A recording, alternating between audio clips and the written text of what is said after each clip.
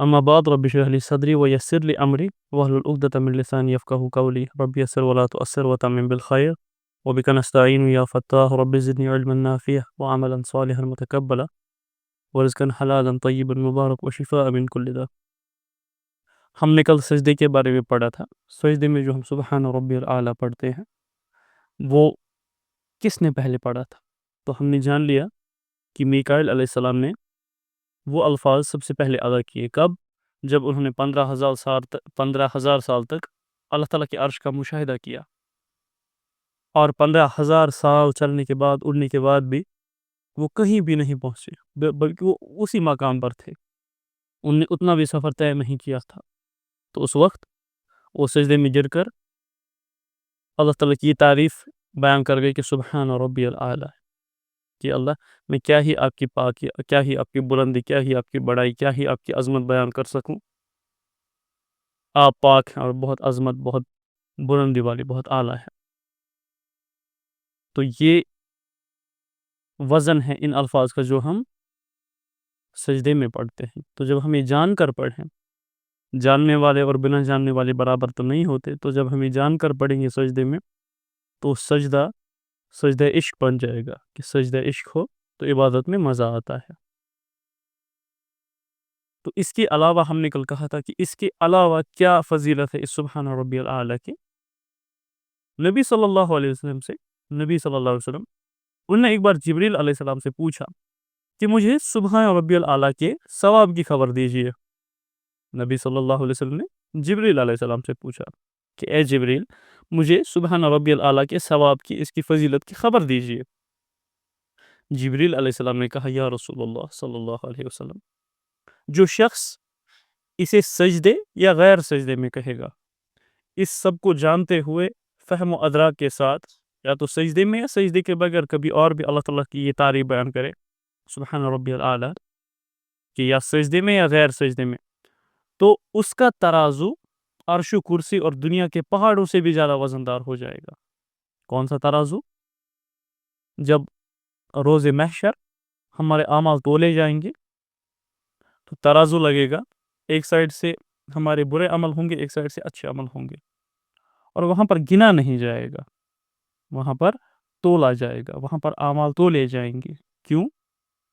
اگر آپ کے پاس 1,000 روپے ہے ٹوٹل، آپ کے پاس اکاؤنٹ میں ہے یا نقد آپ کے پاس 1,000 روپے ہے، اور دوسرے کے پاس 10 لاکھ ہے. اب کہا گیا کہ کسی انسان کو ضرورت ہے پیسے ڈونیٹ کیجیے. آپ نے 1,000 میں سے 500 ڈونیٹ کر دیے، دوسرے نے 10 لاکھ میں سے 500 ڈونیٹ کر دیے. اگر دیکھا جائے، اگر گنا جائے تو دونوں نے برابر پیسے دیے، دونوں کو برابر ثواب ملنا چاہیے. آپ نے 500 ڈونیٹ کیے، چلو اس نے 500 کے بجائے 2,000 ڈونیٹ کر دیے. کتنے؟ 2,000. تو زیادہ ثواب کس کو ملنا چاہیے؟ اگر ہم اپنی کیلکولیشن دیکھیں، اسی کو، اس نے 2,000 دیے ہیں جس کے پاس 10 لاکھ تھے. لیکن وہاں پر اعمال کا وزن ہوگا، وہاں پر اعمالوں کو گنا نہیں جائے گا. وزن کہ آپ کے پاس جو جتنا تھا آپ نے اس کا 50% دیا، تو ان 500 میں وزن بہت زیادہ بڑھ جائے گا. اور اس کے پاس 10 لاکھ تھے، اس میں سے اس نے کتنے ہی پرسنٹ دیے؟ 1% بھی نہیں، 0 پوائنٹ سم تھنگ. تو اس کا وزن اتنا نہیں ہوگا، اس کا وزن اس سے کم ہوگا. اسی لیے وہاں پر اعمال تولے جائیں گے. اگر ایک شخص کسی جگہ پر کام کر رہا ہے اور دھوپ کی شدت بہت زیادہ ہے، اور پھر وہ اسی دھوپ میں نماز پڑھتا ہے، اور کوئی انسان اے سی کمرے میں بیٹھ کر نماز پڑھتا ہے، دونوں میں بہت فرق ہوگا، اس کے اعمال میں وزن زیادہ ہوگا. اگر ایک شخص گناہ کی جگہ جہاں پر بہت زیادہ گناہ ہوں اس سوسائٹی میں رہ کر اپنے آپ کو گناہوں سے بچائے، اور ایک ایسا انسان ہے جہاں پر گناہ ہے ہی نہیں، وہ وہیں پر رہتا ہے، تو جو اس سوسائٹی میں رہتا ہے جہاں پر بہت زیادہ گناہ ہو رہے ہوں، اس کو بہت زیادہ گناہ کی دعوت دی جا رہی ہو اس کے دوستوں کے ذریعے، اپنے انوائرمنٹ کے ذریعے، تب وہ گناہ سے بچے، تو اس کے گناہ سے بچنے کا جو ثواب ہے اس میں وزن زیادہ ہوگا، بہت زیادہ وزن ہوگا، وزنی ہوں گے وہاں پر اعمال. اسی لیے تو گنے نہیں جائیں گے، تولے جائیں گے کہ کس کے اعمال بے وزن کتنا ہوگا. اور وزن بڑھتا ہے جب ہم اخلاص کے ساتھ کوئی کام کرتے ہیں، دکھاوے کے لیے نہیں، صرف اللہ کے لیے. جتنا دکھاوا ہوگا اتنا اس وزن میں ہلکا پن ہوگا، اور جتنا صرف اللہ کے لیے کوئی کام کیا جائے وہ اتنے وزنی ہوں گے. تو کہا کہ اس کا ترازو، جبریل علیہ السلام نے کہا کہ جو یہ سوچ کے ساتھ، فہم کے ساتھ جان کر پڑھے کہ یہ الفاظ ہیں کیا، پھر اللہ کی تعریف بیان کرے سبحان ربی الاعلیٰ، تو اس کا ترازو عرش و کرسی دنیا کے پہاڑوں سے بھی زیادہ بھاری ہو جائے گا، وزندار ہو جائے گا قیامت کے دن۔ تو سبحان اللہ، کتنے خوبصورت الفاظ ہیں یہ، کتنے کم۔ اور اسی طرح سے ایک اور روایت میں آتا ہے، ایک اور دو ایسے الفاظ ہیں جو زبان پر بہت ہلکے ہیں اور ترازو میں وہ بھی بہت بھاری ہوں گے، سبحان اللہ و بحمدہ سبحان اللہ العظیم۔ سبحان اللہ و بحمدہ اور سبحان اللہ العظیم، ان کو صبح شام 100 مرتبہ پڑھنے سے، ایک روایت میں آتا ہے کہ اگر ایک انسان کے گناہ سمندر کے جھاگ جتنے بھی ہو، ریگستان میں جتنے ریت کے ذرے ہوتے ہیں اس سے زیادہ بھی ہو، تب بھی اللہ تعالیٰ اس کے گناہ معاف فرما دیں گے انشاءاللہ، سوائے ان گناہوں کے کہ جو اس نے کسی کا حق کھایا ہو، یعنی کہ حقوق العباد، کسی کی غیبت کی ہو وغیرہ، ان گناہ، کیونکہ ان کا پہلے اس سے معافی مانگنی ہوتی ہے جس پہ آپ نے وہ کیا تھا ظلم۔ تو اللہ تعالیٰ کہتے ہیں کہ اس کے گناہ معاف ہو جائیں گے، خواہ وہ کتنے ہی زیادہ ہوں، سبحان اللہ و بحمدہ سبحان اللہ العظیم۔ اور قیامت کے دن یہ ترازو کو بھاری کر دیں گے یہ دو الفاظ، سبحان اللہ و بحمدہ سبحان اللہ العظیم۔ تو ان دونوں کو صبح شام پڑھا کیجیے گا۔ اور جبریل علیہ السلام نے فرمایا اس کے بعد کہ جب ایک بندہ یہ الفاظ کہتا ہے سبحان ربی الاعلیٰ، تو اللہ تعالیٰ کیا فرماتے ہیں کہ میرا بندہ سچ کہہ رہا ہے۔ دیکھیے، ہم اللہ کو کہیں گے یا اللہ میں آپ کا بندہ ہوں، آپ میرے رب ہے، وہ تو ایک چھوٹی بات ہے، لیکن اللہ تعالیٰ وہیں سے کرے کہ یہ میرا بندہ ہے، یہ میرا عبد ہے، وہ بڑی بات ہے۔ تو اللہ تعالیٰ کہہ رہے کہ میرا بندہ سچ کہہ رہا ہے، اس نے میری سچی تعریف بیان کی۔ اور پھر فرشتوں سے کہتے ہیں کہ اے فرشتوں، گواہ رہو، میں نے اس بندے کو بخش دیا، میں نے اس اپنے بندے کو بخش دیا اور اسے جنت میں پہنچا دیا۔ سبحان اللہ، کتنا محبت برا پیغام ہے۔ اور اس کے بعد جبریل علیہ السلام نے فرمایا کہ جو شخص سمجھ کر، فہم کے ساتھ، فہم و ادراک کے ساتھ یہ پڑھتا رہے گا تو اسے مرنے کے بعد میکائیل علیہ السلام ملاقات کے لیے آتے رہیں گے۔ سبحان اللہ، کتنی فضیلت ہے اس کو سمجھ کر پڑھنے میں۔ اور قیامت کے دن اس انسان کو میکائیل علیہ السلام اپنے پروں پر لے جائیں گے اور اللہ تعالیٰ کے سامنے لے جائیں گے، عرض کریں گے اللہ تعالیٰ سے کہ اللہ اس کے لیے میری شفاعت قبول فرمائیے۔ کیونکہ بہت سارے لوگ آدھے تو قیامت میں چل کر جائیں گے، آدھے اڑ کر جائیں گے، آدھے تیز جائیں گے، آدھے سر کے بل چل کر جائیں گے محشر کی طرف۔ تو جو یہ سمجھ کر پڑھے، فہم کے ساتھ پڑھے سبحان ربی الاعلیٰ، اس سب کو مد نظر رکھتے ہوئے، اس کے کنٹیکسٹ کو مد نظر رکھتے ہوئے، تو اس کو اللہ تعالیٰ کی طرف سے یہ انعام ہوگا کہ اس کو میکائیل علیہ السلام اور روز قیامت میں اپنے پروں پر بٹھا کر لے جائیں گے اللہ تعالیٰ کے حضور، اور پھر شفاعت بھی کریں گے اور اللہ تعالیٰ ان کی شفاعت بھی قبول کریں گے انشاءاللہ۔ تو یہ ہے اس کا وزن سبحان ربی الاعلیٰ کا۔ تو حضرت علی علیہ السلام سے پوچھا گیا ایمان کیا ہے؟ حضرت علی علیہ السلام سے پوچھا گیا ایمان کیا ہے؟ آپ نے فرمایا ایمان کے 4 ستون ہیں، 4 ستون۔ جب وہ چاروں ستون قائم ہو جاتے ہیں تبھی انسان کو کامل ایمان حاصل ہوتا ہے۔ اب یہ یقین کی بات ہے کہ ہم یقین کا ہی سفر کر رہے ہیں۔ ویسا یقین کہ علی علیہ السلام سے کسی نے پوچھا کہ اگر سارے پردے آپ کی آنکھوں سے ہٹ جائے اور آپ کو سب کچھ جو غیب میں ہے وہ دی جائے تو آپ کے ایمان میں کتنا اضافہ ہوگا؟ علی علیہ السلام نے کہا کچھ بھی نہیں۔ پوچھا گیا کیوں؟ کہا کہ جتنا اضافہ مجھے ہونا ہے ایمان میں اتنے لیول پر میرا ایمان آلریڈی ہے کہ غیب کی ساری چیزیں حق ہیں۔ سبحان اللہ۔ تو ان سے پوچھا گیا ایمان کیا ہے؟ کہا 4 ستون ہوتے ہیں، جب وہ قائم ہوں گے تو حقیقی ایمان قائم ہوگا۔ پہلا صبر، دوسرا یقین، تیسرا عدل، اور چوتھا جد و جہد۔ تو یقین کی بات جب کرتے ہیں، یقین پیدا کرے ناداں، کہا یقین کیا ہوتا ہے؟ تو فرمائے کہ یقین کے بھی 4 حصے ہیں۔ پہلا ذہانت، دوسرا تعویل حکمت، تیسرا عبرت کی نصیحت، اور چوتھا سنت اولین۔ اب یہ ذہانت کیا ہے؟ ذہانت کیسے انسان بڑھا سکتا ہے؟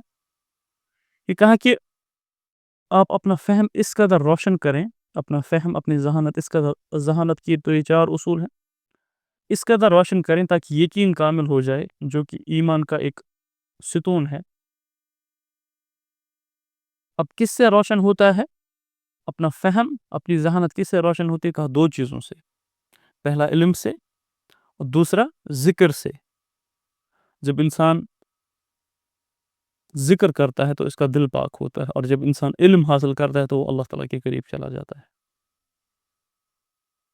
اور ذکر سے اس کا قلب روشن ہوتا ہے۔ اور جب اس عمل سے آپ گزریں گے، علم حاصل کرتے جائیں گے اور ذکر کرتے جائیں گے تاکہ آپ کے دل سے زنگ دور ہو جائے، اس کے بعد آپ اور میں دوسرے سٹیج کی طرف بڑھیں گے کہ اب ہمیں چیزوں کی حکمت سمجھ آنے لگے گی کہ اگر یہ چیز ہے کیوں ہے، اس کے پیچھے کیا حکمت ہے۔ اب اللہ تعالیٰ جو حکمت کی روشنی ہمارے دل میں ڈالیں گی کہ ہمیں جو چیز کسی کو کتاب پڑھ کر حاصل ہوئے، ہمیں وہ بنا کتاب پڑھ کے بھی حاصل ہو سکتا ہے، کہ ہمارے دل میں اللہ تعالیٰ ایسے ایسے خیالات ڈالیں گے، ایسی حکمت کی باتیں ڈالیں گے، اور جب ہم پھر قرآن پڑھیں گے یا کوئی بھی چیز دیکھیں گے، ہم بٹوین دا لائنز دیکھ سکیں گے کہ اس میں اصل حکمت کیا ہے، ہم اس کی ڈیپتھ میں جا سکیں گے۔ تو اس سے ہمارا قلب روشن ہو جائے گا، بیدار ہو جائے گا انشاءاللہ۔ اور حکمت جب اترتی رہے گی تو ہم دوسروں سے پھر عبرت لیں گے۔ تیسرا کیا ہے؟ عبرت کی نصیحت، یعنی کہ اب ہم دوسروں سے عبرت لیں گے۔ شیطان نے سجدے سے انکار کر دیا تو وہ کہاں پر پہنچ گیا؟ تو اب ہمیں ہٹ اینڈ ٹرائل کی ضرورت نہیں، ہم پر یہ ادراک ہو جائے گا کہ دوسروں سے عبرت حاصل کرو، دوسروں کی زندگیوں سے عبرت حاصل کرو، اپنے پاسٹ سے عبرت حاصل کرو۔ یہ چیز کب حاصل ہوگی؟ جب ہمارے اوپر حکمت آ جائے گی اللہ تعالیٰ کی طرف سے۔ اور حکمت کب آئے گی؟ جب ہم اپنی ذہانت کو بڑھائیں گے، اور ذہانت کب بڑھے گی؟ جب ہم علم حاصل کریں گے اور ذکر کریں گے۔ تو جب اب ہمیں ہر کسی چیز میں عبرت نظر آئے گی، ہم کسی چیز کو عبرت کی نظر سے دیکھیں گے، کسی بھی سرکمسٹانسز کو، کسی بھی ایونٹس کو، کسی بھی لوگوں کو جب ہم دیکھیں گے تو عبرت کی نظر سے دیکھیں گے، ان سے ضرور کچھ نہ کچھ سیکھتے رہیں گے۔ تو جب یہ سٹیج انسان کو آئے گا تو اس وقت پھر وہ سنت اولین پر قائم ہوگا، جو کہ فورتھ سٹیج ہے ایمان کا، کہ نبی صلی اللہ علیہ وسلم کی سنت، جس وقت بھی جو بھی سنت کرنے کا حکم دیا گیا، کسی چیز سے بچنے کو کہا گیا، انسان فوراً ہی اس چیز پر عمل کرے گا، اس چیز کو اپنائے گا۔ تو یہ 4 چیزیں ہیں یقین حاصل کرنے کے لیے، اس سے یقین پیدا ہوتا ہے، اور یقین ایک ستون ہے ایمان کا۔ یقین پیدا کر نادا، یقین سے ہاتھ آتی ہے وہ درویشی۔ تو سجدے میں جب ہم اس تصور کے ساتھ سجدہ کریں گے اور اس تصور کے ساتھ سبحان ربی الاعلیٰ پڑھیں گے تو ہمارا سجدہ کتنا میٹھا اور مزیدار ہوگا، اور بہت زیادہ چانسز ہیں کہ ہم سجدے میں ہی اپنا سر رکھ کے ہمیں اٹھانے کا من نہ کرے۔ تو یہ تو ہم سجدے میں پڑھتے ہیں، لیکن جب ہم 2 سجدوں کے درمیان اٹھتے ہیں، جب ہم پہلے ایک سجدہ کرتے ہیں، پھر اللہ اکبر کرتے ہیں، اٹھتے ہیں، پھر دوسرا سجدہ ہم کرتے ہیں، ان 2 سجدوں کے درمیان بھی ایک دعا پڑھنی ہوتی ہے جو اکثر ہم نہیں پڑھتے، اکثر وہ دعا ہمیں پتہ ہی نہیں ہوتی۔ تو وہ دعا کیا ہے؟ اللہم اغفر لی ورحمنی وحدنی وجبرنی وآفنی ورزقنی ورفعنی۔ اور شارٹ میں کوئی پڑھتا ہے اللہم اغفر لی، اللہم اغفر لی، اللہم اغفر لی۔ تو اصل میں دعا کیا ہے؟ اللہم اغفر لی ورحمنی وحدنی وجبرنی وآفنی ورزقنی ورفعنی۔ اب اس کے معنی اتنے زبردست ہیں کہ آپ کی زندگی میں جو بھی مشکلات ہوں گی، یہ سب مشکلات کے لیے حل ہے۔ آپ جس بھی سٹیج سے گزر رہے ہیں، یہ اس ہر سٹیج کے لیے دوا ہے۔ اس کے مطلب کیا ہے؟ اللہم اغفر لی، اے اللہ میری مغفرت فرمانا۔ کہ جب انسان اپنے گناہوں کے بوجھ تلے دبا ہوا ہوتا ہے، اپنے دل کو نرم کرنا چاہتا ہے کہ اس نے بہت گناہ کیے ہوئے ہیں، گلٹ ہوتا ہے اپنی غلطیوں کا، تو وہ گلٹ فری کیسے ہو؟ جب انسان اللہ تعالیٰ سے کہتا ہے کہ یا اللہ میری مغفرت کرنا، اللہم اغفر لی، یا اللہ مجھے معاف کر ان تمام چیزوں سے جو میں نے کیے، تو اس سے وہ گلٹ ختم ہوتا ہے۔ جب کسی کا غلطی کا بوجھ آپ کے کندھوں پر ہو جو آپ نہیں اتر رہا، جب انسان کہتا ہے 2 سجدوں کے درمیان، اور یہ بہت عاجزی کا مقام ہوتا ہے کہ آپ اپنا سب کچھ اللہ کے سامنے جھکا رہے ہیں، پھر دوسری بار بھی آپ جھکا رہے ہیں، اور بیچ میں یہ وقفہ ہے، اس میں آپ یہ دعا کر رہے ہیں اللہم اغفر لی، یا اللہ مجھے معاف کر دے، تو ان تمام گلٹس کو میرے کندھوں سے اتار لیجئے، اور جب آپ مجھے معاف کر دیں گے، جب وہ گناہ صاف ہو جائیں گے تو یہ گلٹ میرے کندھوں سے اتر جائے گا۔ ورحمنی، اور یا اللہ مجھ پر رحم فرمانا، اللہم اغفر لی ورحمنی۔ اللہ کا رحم انسان کو اس وقت تھامتا ہے جب پوری دنیا اس کو چھوڑتی ہے۔ تو اپنے آپ کو جاننے کے لیے سیلف ورتھ بیلڈ کرنے کے لیے جب اللہ کی رحمت انسان پر آ جاتی ہے تو اس کا سیلف ورتھ خود بیلڈ ہو جاتا ہے. تو یہ دعا یاد دلاتے ہیں کہ اللہ تعالیٰ انسان کو انکنڈیشنلی پھر لو کرتے ہیں، محبت کرتے ہیں. تو کیا انسان کہتا ہے اللہم اغفر لی ورحمنی، یا اللہ مجھ پر رحم فرما، یا ارحم الراحمین. اور اللہ کی صفت بھی الرحمن جو کہ اس کے غضب پر باری ہے. تو ہم اللہ تعالیٰ سے کہتے ہیں کہ اللہ مجھ پر رحم فرمانا. کہ جب انسان ڈپریسڈ ہو، تنہائی محسوس کرے، یا کوئی اپنا چھوڑ جائے انسان کو، تو اللہ تعالیٰ کی رحمت کا محتاج انسان ہوتا ہے. تو اس وقت وہ دعا کرتا ہے اللہم اغفر لی ورحمنی، اور یا اللہ میری مغفرت فرما، مجھے معاف فرما اور مجھ پر رحم فرما. اس کے بعد کیا کہتا ہے؟ وحدینی، یا اللہ مجھے ہدایت دے. ہدایت انسان کو ہر کسی سٹیج پر چاہیے ہوتی ہے. جب گناہوں کا دور ہوتا ہے انسان کا تو ہدایت چاہیے کس کے لیے؟ توبہ کرنے کے لیے اور اللہ تعالیٰ کے راستے پر چلنے کے لیے. جب اللہ کے راستے پر چلتا جاتا ہے تو اور ہدایت چاہیے معرفت کے راستے کو چننے کے لیے، اپنانے کے لیے، معرفت نفس حاصل کرنے کے لیے، معرفت رب حاصل کرنے کے لیے، اور اس معرفت پر قائم رہنے کے لیے، اس کو اپنے دل میں جگہ بنانے کے لیے، اس ہدایت کے راستے پر قائم رہنے کے لیے بھی ہدایت چاہیے. تو ہم اللہ تعالیٰ سے ہدایت کی درخواست کرتے ہیں. اور ہدایت صرف دین میں نہیں، اگر ہم دنیا میں کوئی ڈیسیجنز لیتے ہیں اس میں ہمیں اللہ تعالیٰ کی ہدایت درکار ہوتی ہے. رشتے کہیں پر ہم کرنے جاتے ہیں اس میں ہمیں اللہ تعالیٰ کی ہدایت درکار ہوتی ہے. کوئی جاب ہمیں لگتا ہے، کوئی بھی ایک بڑا فیصلہ، چھوٹا فیصلہ ہماری لائف میں جب لیا جاتا ہے اس میں ہمیں اللہ تعالیٰ کی ہدایت درکار ہوتی ہے. کیونکہ اگر ہم اللہ تعالیٰ کے بغیر کوئی کام کریں بہت چانسز ہیں کہ وہ کام خراب ہو جاتے ہیں. ایگزامز میں ہمیں ہدایت چاہیے کہ اللہ میں کیسے پڑھوں. زندگی میں کبھی میں اس جگہ پر ہوں کہ مجھے سمجھ نہیں آتا کہ مجھے کرنا کیا ہے، تب مجھے ہدایت کی ضرورت ہے کہ اللہ مجھے ہدایت دے اور مجھے اس سچویشن سے عافیت کے ساتھ نکالنا. مجھے ڈائریکشن دیجیے کہ کیسے میں اس چیز سے نکلوں جب انسرٹینٹی ہو، کلیئر نہ ہو، کنفیوژن ہو لائف میں، یا فیصلے لینے میں مشکلات انسان کو ہو رہی، کون سا فیصلہ میں لوں. اس وقت بھی گویا ہدایت انسان کو ہر کسی وقت چاہیے، جینے سے لے کر مرنے تک. اور ہدایت تب بھی چاہیے کہ جب روز جزا میں یہ ہوگا، اس وقت بھی ہدایت اس کو چاہیے جنت میں جانے کے لیے. تو ہم اللہ تعالیٰ سے ہدایت کا سوال کرتے ہیں اللہم اغفر لی ورحمنی وحدنی، اے اللہ مجھے ہدایت بھی کرنا. اس کے بعد ہم کہتے ہیں وجبرنی. یہ اللہ تعالیٰ کی الجبار صفت سے نکلا ہے، الجبار. اور جبار کا مطلب ہم نے کیا کہا تھا؟ ٹوٹی ہوئی چیزوں کو جوڑنے والے، ٹوٹی ہوئی سمتوں کو بکھیری ہوئی چیزوں کو جوڑنے والے، ٹوٹی ہوئی ہڈیوں کو جوڑنے والے. تو یا اللہ میری ٹوٹی ہوئی چیزوں کو جوڑ دے. ہم کہتے ہیں وجبرنی، یا اللہ میری ٹوٹی ہوئی چیزوں کو بھی جوڑ دے. ٹوٹا ہوا دل ہو یا بکھرا ہوا زندگی کا سفر ہو، اللہ تعالیٰ دونوں ہی جوڑ سکتے ہیں، اور اللہ تعالیٰ دونوں ہی جوڑتے ہیں. تو یہ دعا جوڑنے والی ہے. کون سی؟ وجبرنی. اور یا اللہ میرے ٹوٹے ہوئے کاموں کو جوڑ دے، میری ٹوٹی ہوئی چیزوں کو جوڑ دے، میری بکھری ہوئی زندگی کو سنوار دے، میرے بکھرے ہوئے کاموں کو سنوار دے. جب انسان کو، اور یہ تب سب سے زیادہ ضرورت ہو جب ایموشنل ہیلنگ انسان اس اسٹیج سے جا رہا ہوتا ہے کہ ایموشنلی بہت ڈرین ہوا کسی سچویشن سے، کسی پرسن سے، کسی بھی حالات سے، اب وہ ہیل ہونا چاہ رہا ہے. تو ایموشنلی وہ بکھر گیا تھا، اب اس کو ہیل ہونا چاہیے، اب اس کو ہیل ہونا پڑے گا. اس کے لیے یہ دعا بہت ہی کارگر ہے اس وقت کے لیے کہ اللہ جو میں بکھر گیا ہوں مجھے جوڑ دیجیے. جب انسان کوئی زخم، فزیکل زخم بھی لگے تو اس زخم کے بھرنے کے وقت بھی کتنی خوبصورت دعا کہ وجبرنی، یا اللہ میری ان چیزوں کو جوڑ دے. جب انسان کو کوئی اگر ہڈی بھی ٹوٹ جائے اس وقت بھی کتنی پیاری دعا ہے کہ میری ان چیزوں کو جوڑ دے یا اللہ. تو یہ دعا دل کو سکون دیتی ہے. کسی کا انتقال ہو جائے، کوئی اپنا چھوڑ کر چلا جائے، اپنے کوئی خواب جب ٹوٹ جاتے ہیں انسان کو جو اس میں دیکھے ہوتے ہیں، تو اللہ تعالیٰ سے جب کہتے ہیں وجبرنی، یا اللہ میرے ان ٹوٹے ہوئے خوابوں کو جوڑ دے، میری ان بکھری ہوئی سمتوں کو سمیٹ دے، یا اللہ میری بکھری زندگی کو سمیٹ دے. تو وجبرنی ایک بہت ہی پاورفل دعا ہے، اور اس میں ہمیں یہ بھی پڑھتے ہیں. اس کے بعد کہتے ہیں وعافنی، یا اللہ مجھے عافیت دے. عافیت کیا ہے؟ عافیت ہی انسان کو ہر کسی وقت چاہیے. عافیت کیا ہے؟ فار ایگزامپل کوئی انسان ہے، وہ بہت بیمار ہے، اب وہ اللہ سے دعا کرتا ہے یا اللہ مجھے ٹھیک کر دے، جیسے آپ چاہیں ویسے، لیکن مجھے ٹھیک کر دیں.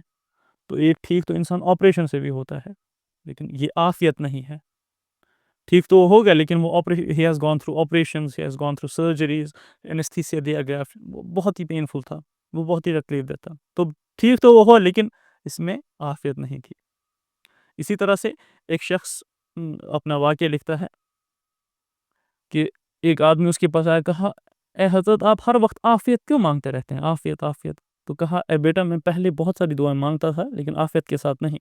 ایک بار میں مزدوری کر کے واپس آ رہا تھا تو میں نے اللہ تعالیٰ سے کہا کہ یا اللہ آپ تو مجھے رزق دیتے ہیں لیکن بنا محنت کے رزق ہونا چاہیے، جیسے آپ چاہیں ویسے، اس میں بہت محنت لگتی ہے، اس بہت محنت کا کام ہے، تو جیسا آپ چاہیں مجھے ویسے بنا محنت کے رزق دیجیے۔ تو دو آدمی لڑ رہے تھے راستے میں، یہ ان کو چھڑانے کے لیے گیا، لڑائی چھڑانے کے لیے، وہاں سے پولیس آ گئی۔ جب اس نے دیکھا تو پولیس کو کیا سمجھ آتا ہے کہ کون لڑائی چھڑا رہا ہے اور کون لڑائی کر رہا ہے، تو اس نے تینوں کو تھانے میں لیا۔ اب ایک دو دن تک جب تک مسئلہ سالو ہوا کہ یہ یہاں پر کیا کر رہا تھا، لڑائی وہ دو کر رہے تھے، تب تک یہ تینوں تھانے میں ہی تھے، تو اور ان کو تھانے میں ہی پولیس والے کھانا دے رہے تھے، تو محنت کے بغیر تو اس کو کھانا ملا لیکن یہ عافیت کا کھانا نہیں تھا، اس نے عافیت نہیں مانگی، اس نے کہا جیسے چاہے ویسے دے دینا۔ تو عافیت مانگنا ہر کسی دعا میں لازم ہے، اور ہم اللہ تعالیٰ سے عافیت کا سوال کرتے ہیں کہ یا اللہ مجھے عافیت عطا کرے زندگی کی ہر کسی معاملے میں، ہر کسی برائی سے نکلنے میں عافیت کے ساتھ مجھے نکالنا، ہر کسی دعا کی قبولیت عافیت کے ساتھ کرنا۔ عافیت بہت ضروری ہے، عافیت ہر کسی دعا میں بہت ضروری ہے۔ ایک شخص نے کہا کہ یا اللہ میرا اہل عیال بھوکا ہے، ان کو جیسے چاہو ویسے کھلانا، جیسے چاہو ویسے کھلانا، لیکن ان کو کھلاؤ، ان کو کھلاؤ۔ تو وہ چھت پر تھا شام کو، جب دن پر تھک گئے کہتے کہتے وہ چھت سے گر گیا، اس کی موت ہو گئی، تو 3 دن تک محلے والوں نے اس کے گھر کو کھلایا۔ تو یہ بھی کھلانا تھا لیکن اس میں عافیت نہیں تھی، تو اس لیے جب بھی دعا مانگے عافیت کے ساتھ مانگے کہ اللہ مجھے یہ چیز عافیت کے ساتھ عطا کیجیے، میری یہ مشکلات عافیت کے ساتھ حل کیجیے، مجھے یہ چیز عافیت کے ساتھ دیجیے، مجھے اس رتبے پر عافیت کے ساتھ پہنچائیے۔ تو ہم عافیت بھی مانگتے ہیں، اللہم اغفر لی ورحمنی وحدنی وجبرنی وعافنی، یا اللہ مجھے ہدایت دیجیے۔ اینزائٹیز انسان کو ہوتی ہیں، مینٹل پریشرز بہت زیادہ ہوتے ہیں، ایک طریقہ ان کو ٹھیک ہونے کا ہے کہ سائیکیاٹرسٹ کے پاس جائیں دوائی لینے، دوائی کھاتا ہے انسان لیکن پھر عادی ہو جاتا ہے ان دواؤں کا، پھر کبھی ان کے بغیر نیند بھی نہیں آتی، تو فرق تو اس کو ہوئی لیکن عافیت کے ساتھ نہیں، اس نے اپنے ساتھ اور مصیبتیں لائی۔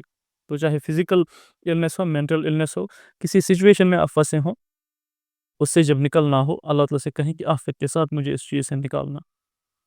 اور چھٹا ہم کہتے ہیں پھر اس دعا میں ورزقنی، یا اللہ مجھے رزق عطا کرنا۔ رزق کیا ہے؟ رزق صرف پیسہ نہیں، رزق علم بھی ہے، علم نافع، رزق سکون بھی ہے، جو آپ سکون کے ساتھ رہتے ہیں، سوتے ہیں، اٹھتے ہیں، کھاتے ہیں، پیتے ہیں۔ رزق وقت بھی ہے جو آپ کو ملتا ہے، جو آپ کا فری ٹائم بھی کبھی ہوتا ہے، وہ بھی رزق ہے، بہت ہی زبردست رزق ہے وہ فری ٹائم۔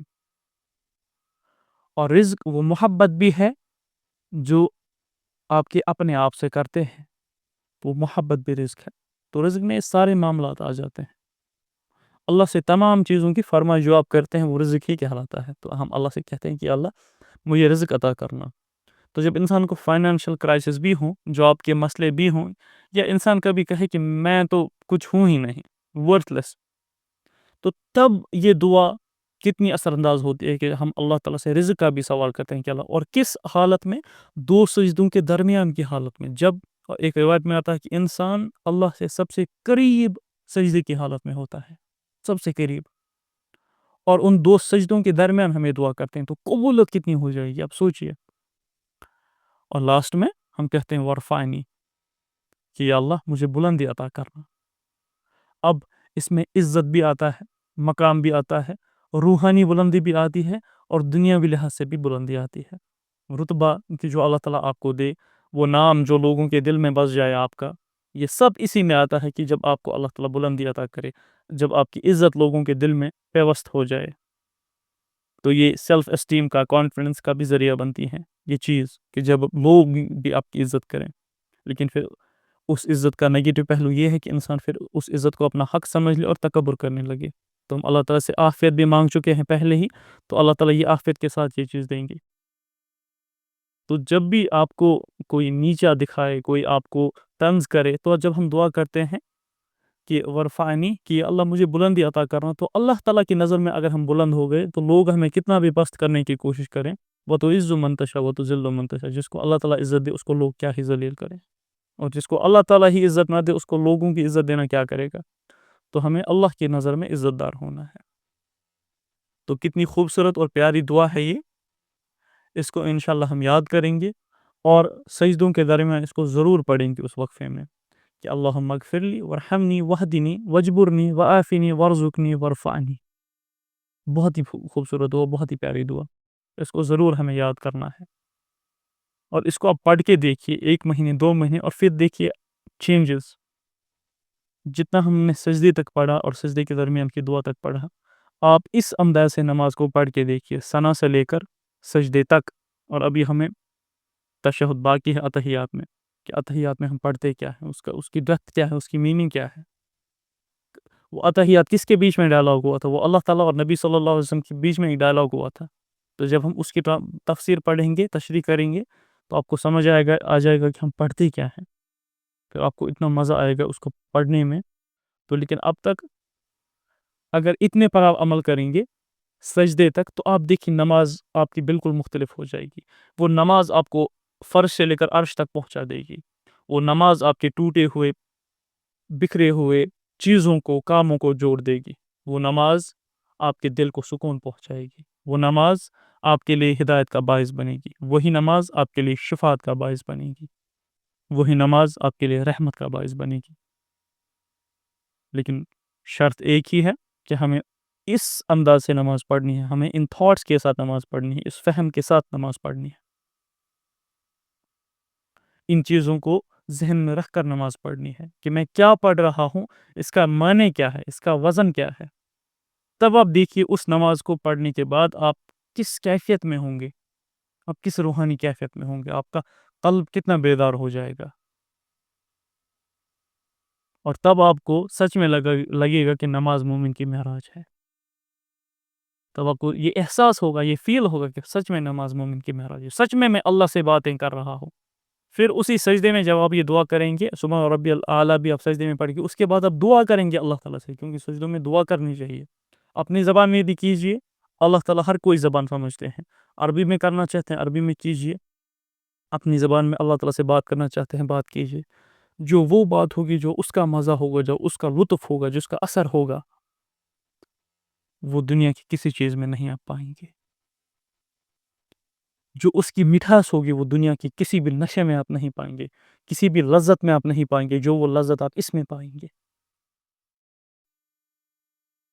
انسان اس لذت کی تلاش میں ہے، اس سکون کی تلاش میں، اسی لیے انسان دنیا میں جو کرتا ہے وہ کرتا ہے، جتنے غلط کام وہ کر رہا ہے، جتنے عجیب غریب کام کر رہا ہے، سکون کی تلاش میں۔ تو جسے میں ڈھونڈتا تھا زمین و آسمانوں میں، وہ نکلے میرے خلوت خانے دل کے مکینوں میں۔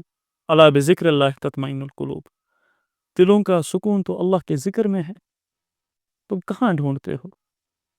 اور پھر انسان کیا کہتا ہے کہ نہ کہیں جہاں میں اما ملی، جو اما ملی تو کہاں ملی، میرے جرم خانہ خراب کو تیرے عفو بندہ نواز میں۔ یہ تو اللہ تھا جس کو میں ڈھونڈ رہا تھا، وہ سکون کا سورس تو اللہ ہے، اور میں کہاں باہر ڈھونڈ رہا تھا ان چیزوں کو۔ تو اس یقین کے ساتھ، اس ایمان کے ساتھ جب ہم نماز پڑھیں گے انشاءاللہ، فی الحال سجدے تک، تو اب دیکھیے گا اثر، واضح اثر آپ کو آپ کی نماز میں دکھے گا۔ تو آج کے لیے اتنا ہی۔ سبحان اللہ و بحمدہ، سبحانک اللہم و بحمدک، اشہد ان لا الہ الا انت واستغفرک واتوب الیک۔ سبحان ربک رب العزت عما یصفون وسلام علی المرسلین، الحمد للہ رب العالمین۔